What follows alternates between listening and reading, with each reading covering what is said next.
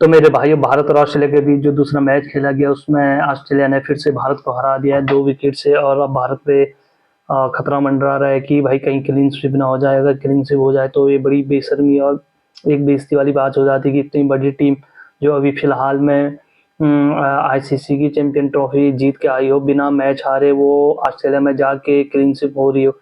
तो भाई अब ऐसा क्या करें कि तीसरा मैच में जिससे भारत क्लीन स्वीप होने से बच जाए और लास्ट वाला मैच अपने झोली में कर दे। तो भाई सबसे पहले मुझे लगता है कि जिस तरीके से भारत एक बॉलर शॉट खिलवा रहा है, या यानी कि मैन बॉलर के साथ जाने रहा, हमारे पास कुलदीप यादव है जो कि आपको पता है कितनी ज़बरदस्त बॉलिंग करते हैं। अपने दम पे ही मैच का पूरा रुख बदल देते हैं। टी20 में भी उन्होंने किया था, चैंपियन ट्रॉफी में भी किया था। तो भाई वहाँ पे जिस तरीके से भारत वॉशिंगटन सुंदर को खिलवा रहा है या नीतीश रेड्डी, इन दोनों में से हम किसी को एक बार ड्रॉप करके ये देख सकते हैं कि कुलदीप यादव को टीम में लाया, जिससे कि जो हमारी बॉलिंग अटैक है ना वो मजबूत हो जाए। क्योंकि यार अगर जब तक विकेट नहीं लेंगे बॉलर तो दिक्कत हो जाएगी, और जो कि दिख भी रहा है कि दिक्कत हो रही है। विकेट टेकर बॉलर है नहीं हमारे पास, तो या तो नीतीश रेड्डी या हम वॉशिंगटन सुंदर को ड्रॉप कर सकते हैं। बट यार आपको पता होगा कि कंडीशन के हिसाब से नीतीश रेड्डी को अभी चांस मिलेगा, क्योंकि भारत के पास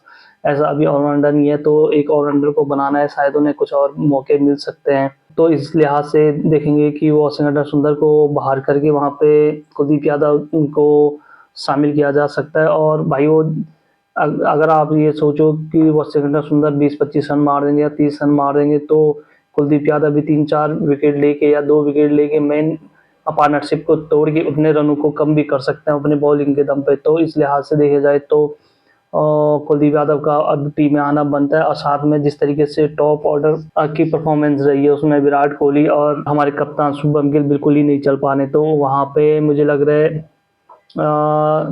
कि ये टीम शायद ही कोई बदलाव करे, क्योंकि एक मौका शायद वो विराट कोहली को फिर से देना चाहेंगे। क्योंकि हम सबको पता है कि विराट कोहली के पास बहुत ज़्यादा एक्सपीरियंस है। 2 बार वो डक पे गए तो इसका मतलब नहीं कि हर बार ही जाएंगे या उनकी फॉर्म चलेगी। कभी कभी होता है कि क्रिकेटर का दिन सही नहीं चल रहे होते हैं, उस लिहाज से हो जाते हैं 1-2 बार डक पे आउट। तो भाई शुभम गिल को इसलिए नहीं कर सकते कि उन्हें अभी अभी कैप्टेंसी मिली है, उसका दबाव भी उनका उनको सीखना भी है। तो वहाँ पे तो मुझे लग नहीं रहा है कि कुछ शायद वो चेंजेस करेंगे। और जो मैन हारने की वजह रही है, बट यही है ऊपर वाले जिस तरीके से चारों बल्लेबाज परफॉर्मेंस कर रहे हैं। इस लास्ट सेकंड मैच में तो अच्छी बैटिंग करी थी रोहित शर्मा और श्रेयस अय्यर ने। रोहित शर्मा ने पहले बहुत सारी बॉलें खेली, जिस हिसाब से वो एडजस्ट नहीं कर पा रहे थे पहले अपने आप को कंडीशन के अकॉर्डिंग। बट धीरे धीरे जब उन्होंने ज़्यादा बॉलें खेली तो एक फेस तो उनका ऐसा लग रहा था कि टेस्ट खेले, उसके बाद वो अपने पुराने अंदाज में आए। 2 लगातार 2 छक्के भी पुल पे उन्होंने मारे, तो बता दिया कि अभी भी उनके पास दम कम है। तो भाई अब भारत वालों पे बहुत ज़्यादा प्रेशर है। मैं अपने दोस्तों से कह रहा था कि भाई पाकिस्तान की टीम ने ऑस्ट्रेलिया को हराया था, श्रीलंका ने भी ऑस्ट्रेलिया को हराया था ओडीआई में। तो भारत जिस हिसाब की स्ट्रॉन्ग टीम है तो भारत इसे 3-0 से हरा देगी। बट यहाँ पे तो उल्टा सिनेरियो देखने को मिल रहा है। उल्टा भारत पे अब खतरा मंडरा रहा है क्लीन स्वीप होने का। और आप ये चीज़ भी नोटिस करोगे कि ऑस्ट्रेलिया की जो टीम है उतनी खतरनाक है नहीं है। जो मिडिल ऑर्डर है इनके वो नए नए बैट्समैन है, कुछ ने ज़्यादा एक्सपीरियंस है नहीं, फिर भी उन्होंने जिस हिसाब से ताबड़तोड़ बल्लेबाजी करी है भारत के गेंदबाजों को शर्ट नहीं होने दिया। ऊपर से जब जो उनके एक्सपीरियंस बल्लेबाज से उन्हें तो भारत ने अच्छे से टैकल किया था। बट जब ये नए लड़के आए तो उन्होंने भारत पे उल्टा प्रेशर बना दिया। जिस तरीके से वो खेले बीच मिडिल में, तो वहाँ पे उन्होंने गेम भारत को निकाला था उल्टा। अगर हम भारत की बात करें तो भारत ने ऊपर से श्रेयस अय्यर और रोहित शर्मा ने बड़ी अच्छी साझेदारी की थी। उसके बाद जो मिडिल ऑर्डर था वहाँ पे बड़ी बड़ी पार्टनरशिप जुड़ी नहीं और जल्दी जल्दी विकेट गिरे। एक टाइम तो ऐसा लग रहा था यार मुझे कि भारत कहीं 230 तक ही और सिमट न जाए। वो तो लास्ट में 37 रन जोड़ लिए हर्षित राणा और हमारे पाजी ने। तो इस तरीके से भारत के स्कोर पहुंचा था 265 के करीब। एक टाइम तो ये लग रहा था कि भारत शायद जीत भी सकता है इस मैच को, जिस हिसाब से बॉलिंग हो रही थी शुरू के 8-10 ओवर में। बट बाद में जैसे वो सेटल हुए उन्होंने भारत को गेम से बाहर कर दिया। तो ये सारी चीज़ें होगी। अगर बात करेंगे स्कोर कार्ड की तो भाई रोहित शर्मा ने बनाए 97 बॉल में 73 रन। 2023 के बाद आपने देखा होगा कि रोहित शर्मा बड़ा ज़बरदस्त ताबड़तोड़ खेला था ना। 130 के स्ट्राइक से वो वनडे खेला था। बट यहाँ पे जिस हिसाब की कंडीशन है और जिस हिसाब का उनका प्रेशर है कि शायद उनका क्या हो इस सीरीज के बाद उन्हें भी खुद नहीं पता। उस लिहाज से संभल के खेल रहे थे और एक अच्छी पारी खेली, और जिस तरीके से वो आउट हुए, वो आउट होने वाली एक बॉल नहीं थी और पुल पे बाउंड्री पे कैच आउट हुए थे वो। कुल मिला के उन्होंने अच्छी पारी खेली। शुरू के 30 बॉलों में संभल के खेला, बाद की जो 50-60 बॉलें थी उसमें अच्छे ताबड़तोड़ रन बनाए थे टी20 वाले, वही अपने पुराने चिरपरिचित अंदाज में।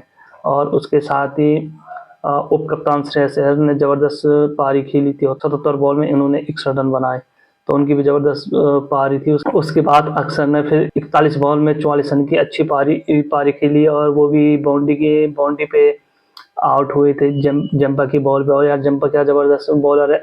पहले हम सोचते थे कि जब स्पिनर होंगे वो 40 ओवर से पहले अपना कोटा पूरा कर लेते हैं, बट जंपा ऐसे हैं कि वो अपने 3-4 ओवर वो 40 ओवर के बाहर डालते हैं, और उनके जो सबसे ज़्यादा विकेट जो आए हैं जंपा के, वो इसी दौरान आए हैं जब वो 40 से 50 के बीच बॉलिंग कराते हैं। तो इस मैच में भी उन्होंने इतनी ज़बरदस्त बॉलिंग किया और उस टाइम पे उन्होंने 3 विकेट ले गए, वो अपने 40 से 50 ओवर के बीच में जो उन्होंने बॉलिंग कराई। 2 विकेट तो 1 ओवर में वो ले गए थे।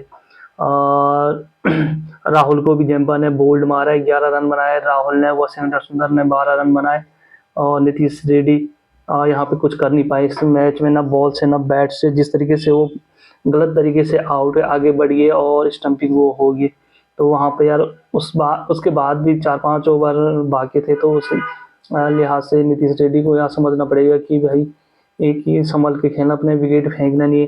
और हर्षित राणा, जो कि मैं हर बार कहता हूँ कि भाई हर्षित राणा को बहुत बेवजह ट्रोल किया जा रहा है, अभी तो उनके पास उतना ज़्यादा एक्सपीरियंस है नहीं, उतने मौके मिले भी नहीं, तो ना उन्होंने बैटिंग में कुछ परफॉर्मेंस किया था ना बॉलिंग। इस मैच में उन्होंने बैटिंग और बॉलिंग दोनों में परफॉर्मेंस किए थे, और 18 बॉल में 24 रन की किफ़ायती पारी खेली, जिसकी बदौलत ही भारत 265 पे पहुंचा। वहीं अर्शदीप सिंह ने पाजी ने 14 बॉल में 13 रन की पारी खेली। तो ये भाई भारत का हाल था। अब इसमें पार्टनरशिप देखो आप, पहला विकेट 17 पे, दूसरा 17 पे, 2 विराट कोहली 0 पे आउट हो गए थे। फिर 153 में भारत का दूसरा विकेट गिरा। उसके बाद आप देखो 164 पे चौथा, यहाँ तक तो ठीक था। उसके बाद 174 पे ही 5वां विकेट गिर गया था राहुल को 36 ओवर में। इसके बाद भी 14 ओवर और बाकी थे। फिर जाके 213 पे, फिर 223, 226। देखो कितनी जल्दी जल्दी भारत के जो मिडिल ऑर्डर था या बॉटम लोअर के थे, वो जल्दी जल्दी आउट हो गए थे। और पार्टनरशिप की बात करें, पहले विकेट के लिए 17, फिर 0, और तीसरे विकेट के लिए आए थे 118 रन, जो रोहित शर्मा और श्रेयस अय्यर ने बनाया था। वहीं उसके बाद अक्षर और श्रेयस के बीच 25 हुए, अक्षर और राहुल के बीच 14 रन की पार्टनरशिप, अक्षर और वॉशिंगटन सुंदर 40, फिर 10, फिर 3, और फिर लास्ट में हर्षित राणा और अर्शदीप सिंह के बीच 37 रन की पार्टनरशिप हुई, जो सबसे अच्छी पार्टनरशिप कहूँगा ये 118 रनों के बाद। इसी वजह से भारत एक सम्मानजनक स्कोर में पहुंचा था। अगर बात करेंगे ऑस्ट्रेलिया की, तो वहाँ पे उनकी जो शुरुआत थी उनकी भी कुछ अच्छी रही नहीं। भारत के जो गेंदबाज थे अर्शदीप सिंह और मोहम्मद सिराज ने ज़बरदस्त बॉलिंग कराई, और मिचेल मार्श को बहुत ज़्यादा मतलब वो उनको कठिनाई हो रही थी खेलने में। तो भाई जो मिचेल मार्श ने मारे हैं 24 बॉल में 11 रन और 40 बॉल में 28 रन मारे हैं ट्रेविस हेड ने, तो इससे पता लग रहा था कि कंडीशन कितनी बेकार थी जो ओपनिंग जो ओपनर थे उनके लिए, क्योंकि नई बॉल बहुत ज़्यादा हरकत कर रही थी, इन स्विंग हो रही थी, आउट स्विंग भी हो रही थी। और उसके बाद मैथ्यू शॉर्ट ने ज़बरदस्त पारी खेली। भाई मैथ्यू शॉर्ट में ज़बरदस्त प्लेयर है, तो टी20 में भी बहुत ज़्यादा रन मारते हैं, खासकर भारत के खिलाफ भी इन्होंने शायद 1 सेंचुरी मारी टी20 में भी।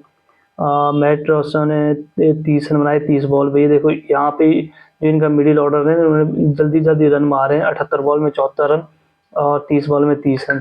उसके बाद एलेक्स कैरी कुछ ज़्यादा नहीं कर पाए, 17 बॉल में 9 रन पे ही आउट हो गए। उसके बाद देखो कूपर कोहली, जो कि इन्होंने अभी मुझे लग रहा है चौथा 5वां मैच खेला है, 53 बॉल में 61 रन मार दिए। उसके बाद मिचेल ओवन ने मारे हैं 23 बॉल में 36 रन। तो ये जो 4 प्लेयर थे मिडिल ऑर्डर में, इन्होंने ज़बरदस्त पारी खेली और रन रेट को मेंटेन किया, और साथ में ये 6 के ऊपर ले गए थे। तो यहाँ पे भारत पूरे गेम में आउट हो गया था जब इनके मिडिल ऑर्डर खेले थे। और बॉलिंग की बात करें भारत की, तो मोहम्मद सिराज ने 10 ओवर में 49 रन 1 विकेट दिए, और अर्शदीप सिंह ने 8.2 में 41 रन और 2 विकेट ली। इन दोनों ने जो ऊपर के जो अपने ओवर डाले, बहुत ज़बरदस्त डाले थे, वहाँ पे इनकी पिटाई नहीं होती। हर्षित राणा ने भी 8 ओवर में 59 रन दिए और 2 विकेट लिए। तो भाई आप देखोगे यहाँ पे हर्षित राणा का 7.40 का स्ट्राइक रेट है, इकोनॉमी है, सॉरी। तो हर्षित राणा, अर्शदीप सिंह और मोहम्मद सिराज, इन तीनों ने जब अपना पहला स्पेल फेंका था ना, वहाँ पे इन पे उतने ज़्यादा रन नहीं गए। जब ये अपने दूसरे सेशन में बॉलिंग करने आए तो वहाँ पे इन्होंने बहुत ज़्यादा रन इन दोनों को पड़ी है। वाशिंगटन सुंदर ने 7 ओवर में 37 रन और 2 विकेट। नीतीश कुमार रेड्डी कुछ ज़्यादा किफायती हुए नहीं, 3 ही ओवर कर रन से वहाँ पे 24 रन दिए इन्होंने। यहीं से मूवमेंट ऑस्ट्रेलिया के बल्लेबाजों को बन गया था। अक्षर पटेल ने 10 ओवर में 52 रन और 1 विकेट। तो ये हाल था उनका। और उसके बाद अगर आप देखो, पहला विकेट इनका 30 पे गया, फिर 54 पे गया, फिर 109 पे, फिर 132, 187, 246, 255 और 260। इस तरीके से इनके विकेट गिरे थे। पहले विकेट के लिए 30 रन की पार्टनरशिप हुई, उसके बाद 24 रन की, फिर 55, फिर 23, 55, 59। तो कुल मिला के कोई ये नहीं कि 0 रन या 10-15 रन की इनकी पार्टनरशिप, इनकी जो पार्टनरशिप है 20 से ऊपर की है हर विकेट के लिए। तो इस लिहाज से ये गेम में बने रहे। तो भाई ये प्रदर्शन रहा है। दूसरे मैच है कल, फिर तीसरा मैच खेलना है, उसमें मुझे लग रहा है चेंजेस तो होने चाहिए। या तो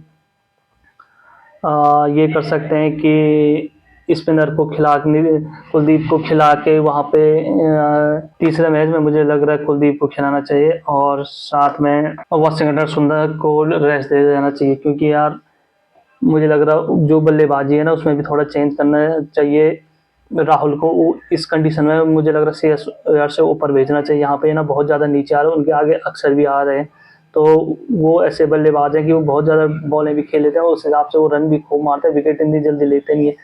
तो एक चीज़ तो यहाँ पे ये कर सकते भाई, क्या क्या ऐसा कर सकते हैं कि विराट कोहली को ड्रॉप करके यशस्वी जायसवाल को खिलाया जाए, उन्हें ट्राई किया जाए कि वो इस कंडीशन में कैसे खेलते हैं। और विराट कोहली के 2 जीरो भी गए, बट ये भी नहीं है कि सिर्फ 2 जीरो गए तो उन्हें ड्रॉप कर लो। क्योंकि यार इतने बड़े जो प्लेयर होते हैं इन्हें रन बनाने आते हैं। ये जब मेन सिचुएशन होती है वहाँ पे ये रन बना लेते हैं। तो उस लिहाज से क्या होएगा ये तो अब नेक्स्ट मैच में ही पता लगेगा। मुझे लग रहा है कि विराट कोहली भी खेलेंगे, शुभमन गिल भी खेलेंगे। ऊपर के बल्लेबाज जो हैं वो शायद वही खेलेंगे। अभी भी यशस्वी जायसवाल को वेट करना पड़ेगा, और नीचे चेंज हो सकता है और बल्लेबाजी क्रम में भी चेंज हो सकता है।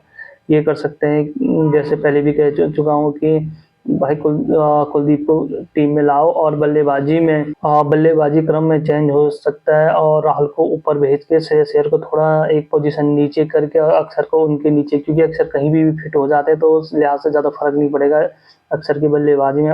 अगर राहुल को अच्छी बॉलें खेलने को मिल जाए, ऊपर से वो रन मारना स्टार्ट करे, तो भारत अच्छे टोटल तक पहुंच सकता है इन कंडीशनों में जिस हिसाब की है। क्योंकि राहुल का प्रदर्शन हम सबको पता है कि जो बाहर की कंट्रियां, सेना कंट्रियां, उसमें अच्छा रहा है टेस्ट में। तो ऐसी कंडीशन यहाँ पे मिली है बैटिंग की, तो यहाँ पे कुछ कर सकते हैं वो अच्छा। तो भाई आज की वीडियो में यही, फिर बात करेंगे अगली वीडियो में।